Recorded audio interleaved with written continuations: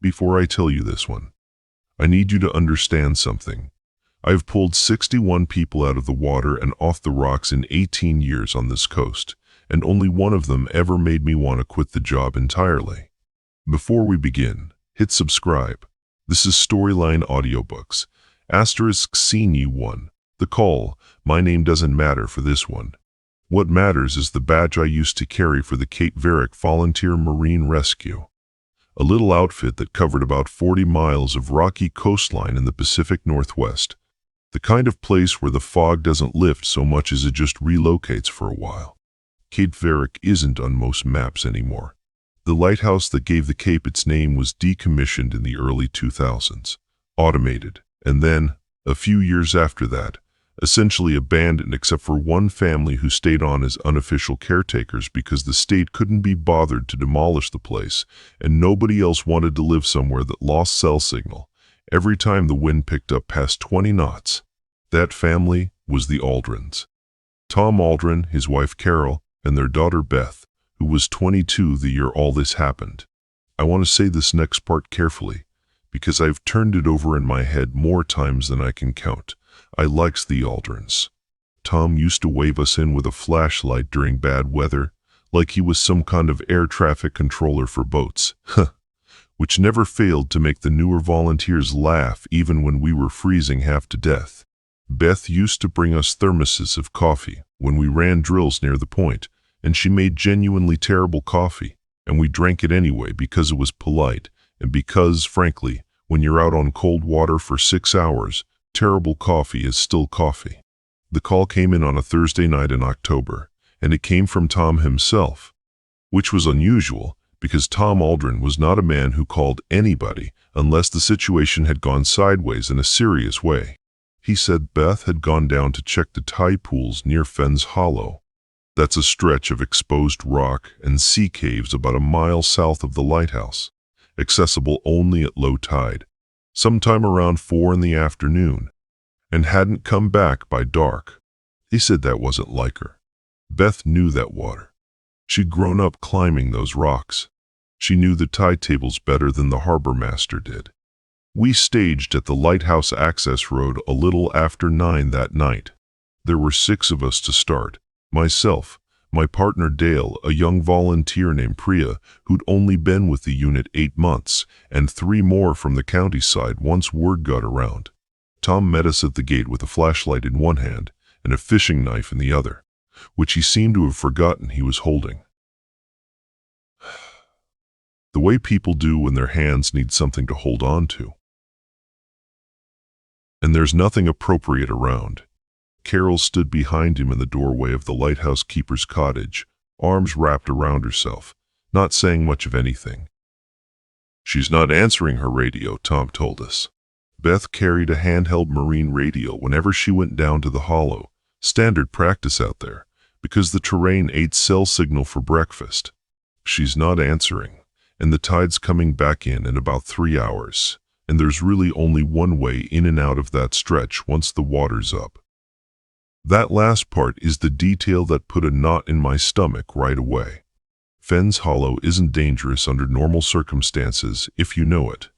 But if you're caught out there when the tide turns, you've got maybe a 90-minute window to get clear before the access route floods, and after that, you're looking at either climbing 200 feet of loose, wet rock in the dark, or waiting out a 6-hour tide cycle in a system of caves that fill most of the way to the ceiling.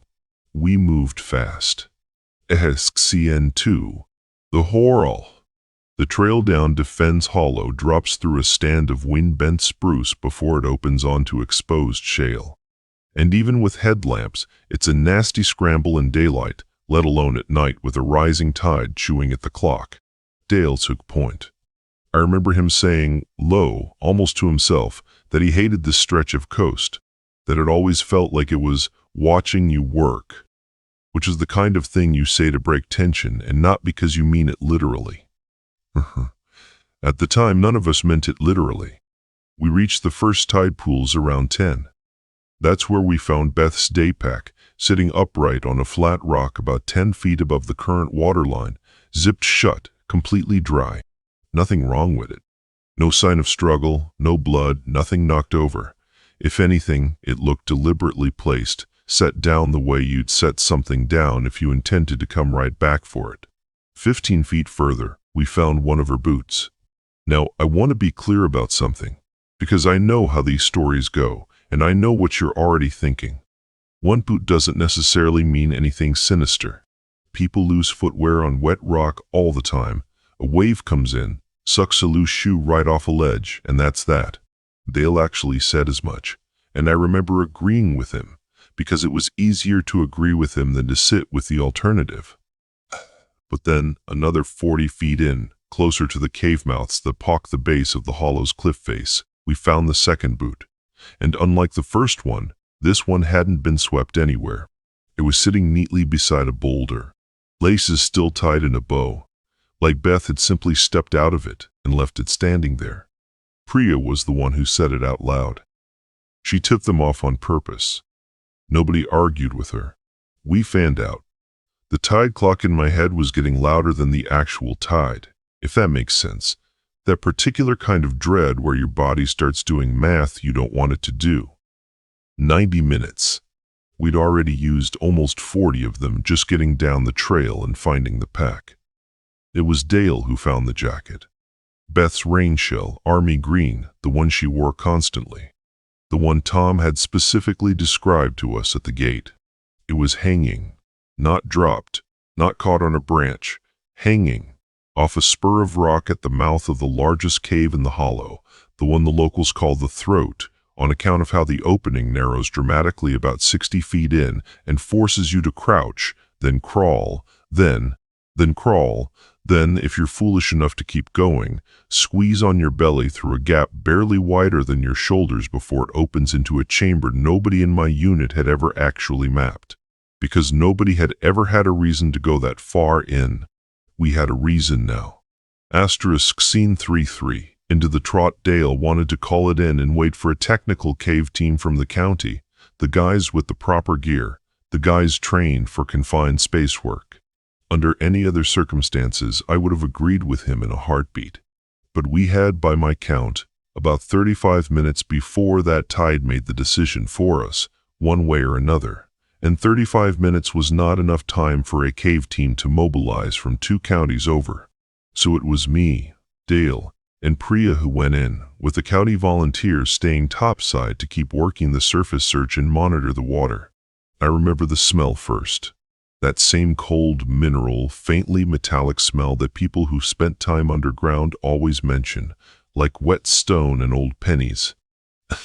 The dust in the first chamber was thick enough that all 3 of us were coughing within the first minute, which didn't help my nerves any because every cough echoed in that space in a way that made it sound like there were more than 3 of us in there. We called Beth's name. We did it every 10 feet or so, the way you're trained to announce yourself. Give whoever's lost a fixed point to move toward if they're able. Nothing came back except our own voices, flattened and strange against the wet rock. About 80 feet in, where the ceiling starts dropping and you have to duck walk, we found her shirt.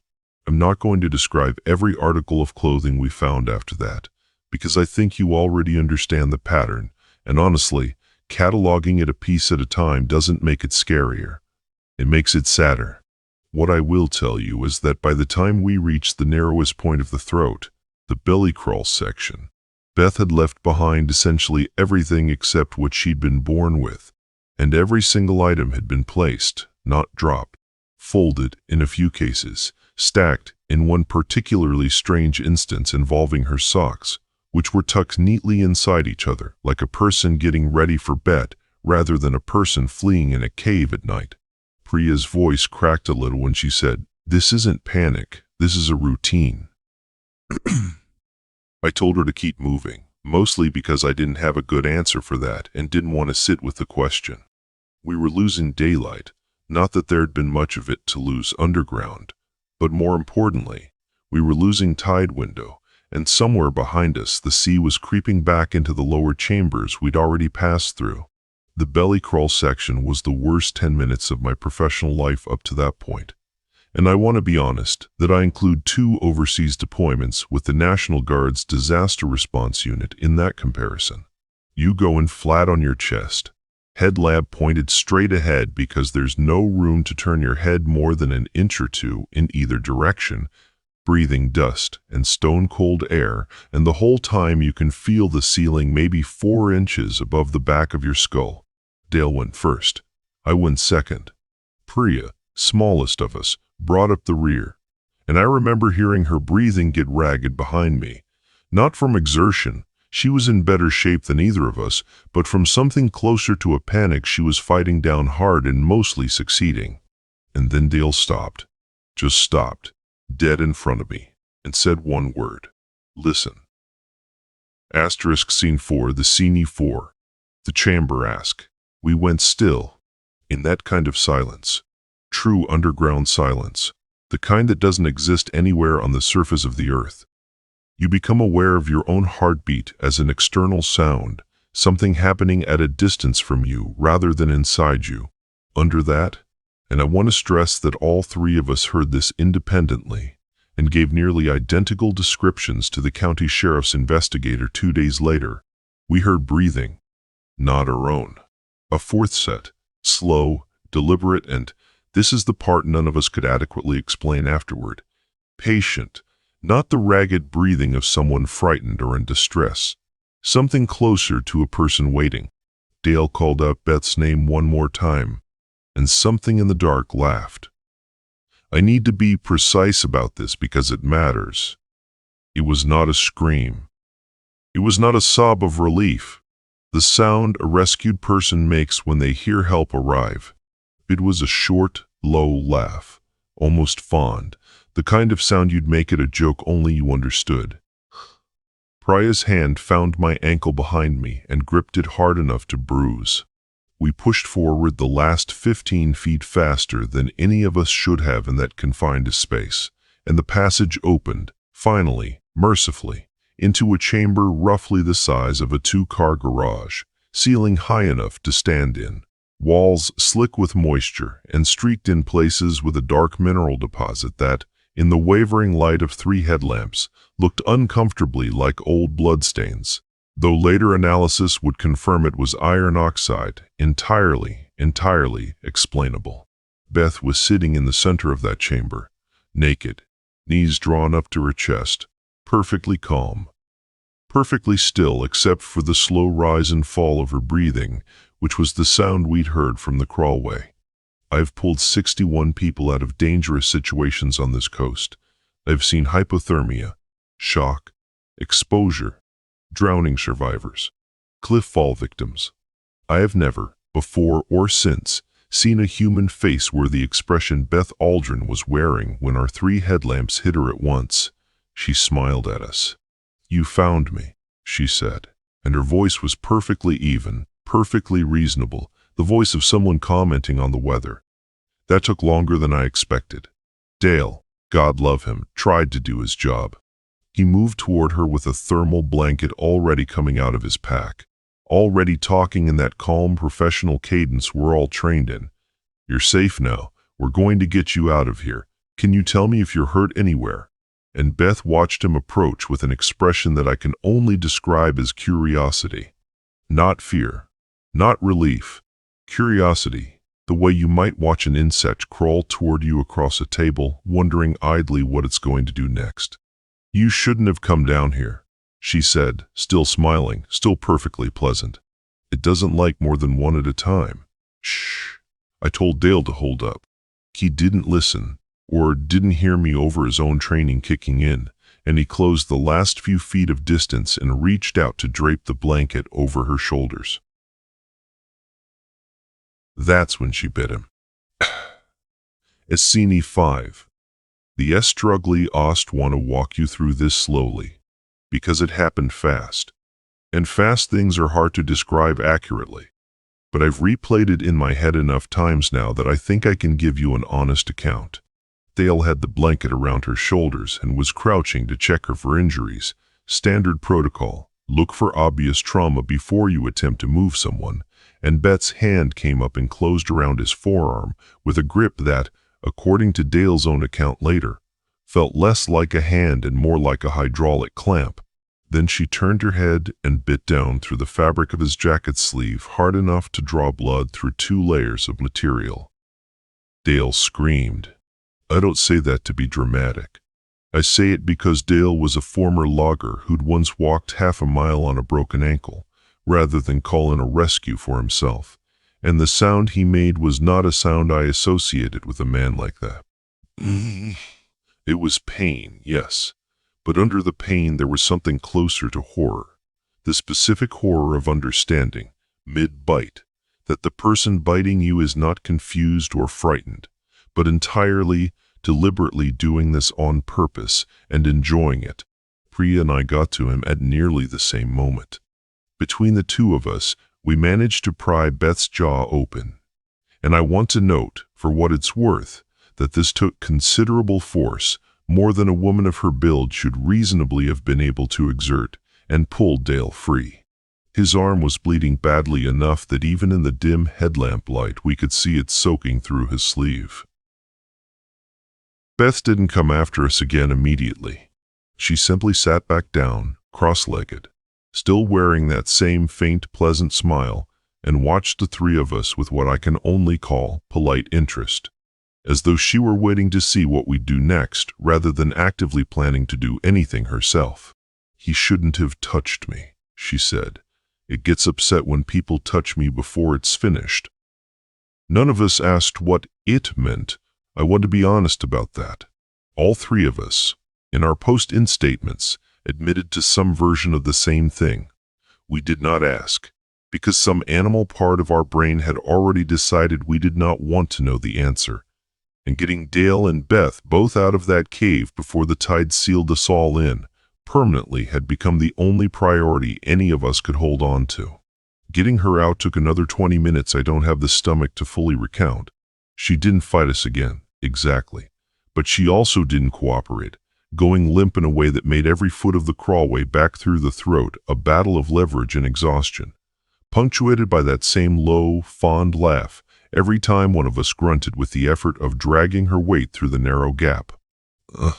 By the time we broke back out into the first chamber, all 3 of us were coughing on cave dust and our own ragged breathing. And the tide, when we finally emerged onto open rock, was already lapping at the boulder where we'd found her second boot. We made it out with maybe 11 minutes to spare. Scene 6, the Hospitalsk. Beth was airlifted to the regional trauma center that night. Dale went with her, getting his own arm treated in the next bay over 11 stitches, a course of antibiotics, and, I'm told, a very long conversation with hospital security about whether the incident needed to be reported as an assault, which it eventually was, though nothing ever came of the report. I didn't see Beth again for 3 days, and when I did, it was only because Tom asked me to come by the hospital, because, his words, she keeps asking for you specifically, and the doctors think it might help. I want to tell you that the Beth I found in that hospital room was different from the Beth in the cave. In some ways she was. She was dressed in a gown, hair washed, an IV line taped to the back of one hand. And when I came in, she looked up at me with something that, for one hopeful second, I mistook for relief. She'd been crying, or was close to it. Her eyes were red-rimmed, and there was a tissue balled up in her free hand.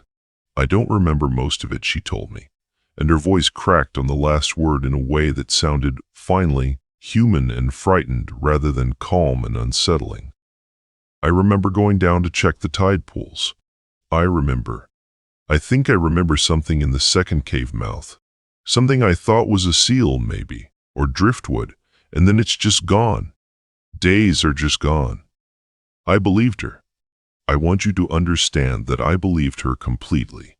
Sitting there in that hospital room, and some part of me relaxed for the first time in 3 days, because the alternative, that the woman in the cave had been entirely herself, entirely aware, and had simply chosen to do what she did, was a thought I did not want to keep carrying around. We talked for a while about ordinary things. She asked about Dale's arm. She made a joke, a genuinely funny one, about how her mother had probably already told half the county that Beth got attacked by a sea monster. And wasn't it just like Carol to skip past all the boring parts and go straight for the dramatic version? And I laughed, actually laughed, for what felt like the first time in days, because it was such a normal, familiar joke, the kind of gentle eye roll a daughter makes about her mother. And for a moment the whole thing felt survivable, explicable. A person who'd had some kind of psychotic break, alone in a stressful, isolating environment, and had done something terrible and violent while not herself, the way people sometimes do. Tragic. Awful. But human. Then, as I was getting up to leave, she caught my sleeve. Gently, this time, nothing like the grip she'd had on Dale in the cave, and said, very quietly, not upset at all, just matter of fact, "It's still down there, you know, in the throat. It doesn't leave. It just waits for the next person who goes in alone." I asked her what she meant by it. She looked at me the way you'd look at someone asking an obvious question. "The thing that was patient with me," she said. "It's very patient. That's sort of its whole nature. It waited a long time for me. It'll wait just as long for whoever's next." I told the hospital psychiatrist about this conversation. He filed it, reasonably, under trauma-related confusion, possibly a dissociative episode compounded by exposure and dehydration. Survivor's guilt manifesting as externalized blame was the phrase he used, if I remember right. A tidy diagnosis. The kind that lets everyone go home and sleep at night. Asterisk Scene 7. What this report says, and what it does. The AFERT says, and what it doesn't. The official incident report for the Aldrin case runs 4 pages. It notes the timeline, the tide window, the discovery of the discarded clothing, the location and condition of the subject upon discovery, and the injury sustained by rescue volunteer Dale Pruitt during the extraction. It attributes Beth's condition to acute stress reaction, possibly complicated by hypothermia and dehydration, and closes with a recommendation that Fens Hollow be more clearly signed, and that solo excursions into the cave systems be actively discouraged by the property caretakers going forward. It does not mention the laugh we heard in the dark before we found her. It does not mention the 4th set of breathing. It does not mention the word "it," which every one of us used independently in our own statements without comparing notes beforehand, to describe something none of us could see and none of us wanted to look for. Beth recovered, physically, within a few weeks. She and her family left Cape Varick that winter. Tom told me, the last time I spoke to him, that Carol simply couldn't stay in that cottage anymore, not with the lighthouse looking out over the hollow every single day. And honestly, I understood completely. I've driven past that access road maybe a dozen times since, and I've never once been tempted to walk down that trail again. Tide table or no tide table. Dale left the volunteer unit about a year later. He never talked about that night if he could avoid it, and I never pushed him. The scar on his forearm, he told me once, over beers, still aches sometimes, worse in cold weather. Worse for no reason at all on days that otherwise feel completely ordinary. Like something's remembering me, is how he put it. And then he laughed like he hadn't meant to say something that unsettling out loud. And we changed the subject, the way you do. Priya still volunteers with the unit, last I heard, though she requested a permanent transfer away from anything involving cave or confined space rescue, and nobody ever questioned that request twice. Asterisk Scene 8. The last coal ashed. I'm going to tell you the last piece of this, and then I think I'm done telling this story for a good long while. Because it's the piece that keeps me up more nights than the rest of it combined. About 8 months after the Aldrins moved away, our unit got a call. Not an emergency, just routine. From a graduate student doing coastal geology fieldwork, requesting permission to survey the cave systems around Fens Hollow for an academic paper on erosion patterns. Nothing unusual about that. We get a handful of requests like it every year, and normally it's just a matter of signing off on liability paperwork and pointing someone toward the tide tables. I happened to be the one who took the call, and something made me ask her, almost as an afterthought, whether she'd be going into the throat specifically, the deep chamber system, the one that requires the belly crawl. She said she would, alone, early the following week, because her research partner had dropped out of the program the month before, and she didn't want to lose her funding window waiting for a replacement. I told her, as professionally as I could manage, that solo entry into that particular cave system was strongly discouraged by our unit, for safety reasons I didn't elaborate on, and I gave her our emergency contact information and asked her, please, to at least bring a partner, anyone, even someone with no caving experience at all, just so she wasn't going in by herself. She thanked me for the advice. She sounded genuinely appreciative. And then, the following Tuesday, according to the sign-in log she'd filed with our unit as a courtesy, she went into Fens Hollow at 2:40 in the afternoon. Alone. She came back out 4 hours later, well within the tide window, completely unharmed, and filed her survey notes with the State Geological Office the following month without incident. I've read those survey notes twice now. They're thorough, professional, exactly what you'd expect from a competent researcher. There's a section near the end, in the raw field notes rather than the polished final report, that I keep returning to. A single line she jotted down, and apparently never thought worth expanding on, sandwiched between 2 entries about mineral deposits and humidity readings. It says, felt like I wasn't alone in the deep chamber. Didn't investigate. Didn't want to know. I called her, eventually, months later, and asked her about that line. Told her honestly why I was asking. There was a long pause on the other end of the line before she answered. And when she did, her voice had gone very quiet, very careful. The voice of someone choosing each word like it might cost her something to get wrong. I heard breathing, she said. Slow, patient, like it wasn't in any hurry at all. And then I heard it laugh, just once, real soft, like it was pleased about something. I got out of there as fast as I could without running, because some part of me knew that running would be the wrong thing to do. And I never went back, and I'm never going back. And if you're calling to ask me whether I think there's something down in that cave that isn't natural, then yeah, I do. I just don't have any interest in ever proving it. I asked her finally, the question I hadn't been able to stop turning over since that night in the throat 2 years earlier.